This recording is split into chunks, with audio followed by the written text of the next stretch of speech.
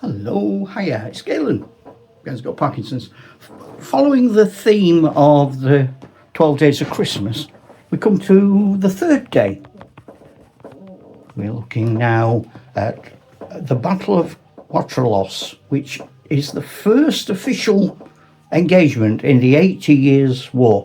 1566, Spain fighting in the northern part of their empire, northern France, into the Netherlands against Protestants, in this instant Calvinists. Very short skirmish. The Calvinist rebel type troops were unprepared, gathering in light, loose formations.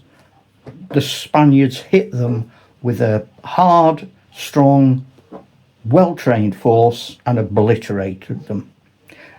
Historically, the importance of this is that it persuades the rebels that these loose, odd groups of rebellion aren't going to work. They need organisation.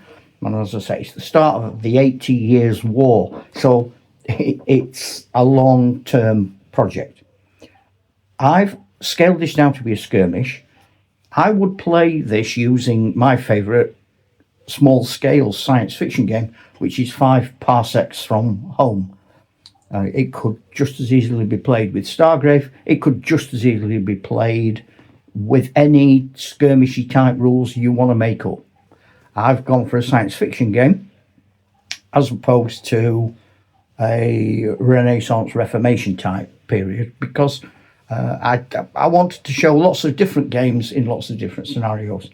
You only have about 14 figures on the rebel side and perhaps 11 on the Spanish side, 1 commander and 10 troops.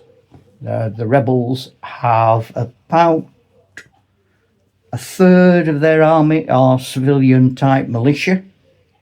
The other 2/3, there's 1 poor commander, and the other troops remaining are C-class, semi-trained infantry with some military experience, badly equipped, badly armed, and they are taken completely by surprise because they're in camp. They don't expect anything to happen to them.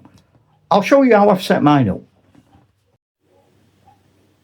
So here we are looking down the main trackway through the camp, and there's no real lines of fire. You want as much cover as possible. If you've played Stargrave or 5 Parsecs, you know you don't need big open killing fields. You need places where men can duck and dive and hide.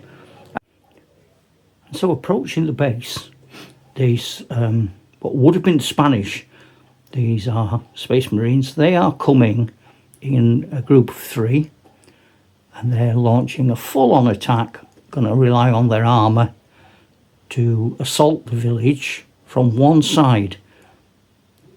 The defenders do have a strange, weird, spacey guard dog, and there's a goblin on watch. Hopefully he will spot something, otherwise it's going to get even worse for the defenders than it might otherwise be. At the other end of the village, in the rocks and cracks, the squats have taken up positions with the unit commander, the lad in the orange hat. What they're going to do is hope that the Marines coming down the main road drive the orcs either out of cover to approach them or backwards, where they can then be hit by a surprise attack and an ambush. Moving to the far side of the camp, we can have a little move around to show the whole camp, and that is how big the game is. Nice and small.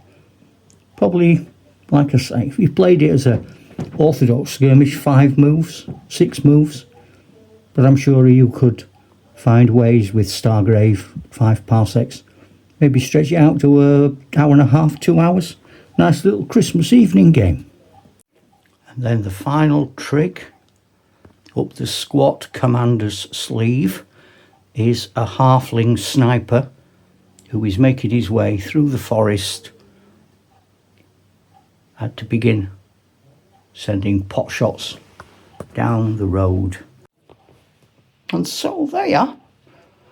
My ideas, our ideas of how you might fancy a game on the third day of Christmas. Hope you're enjoying the holidays.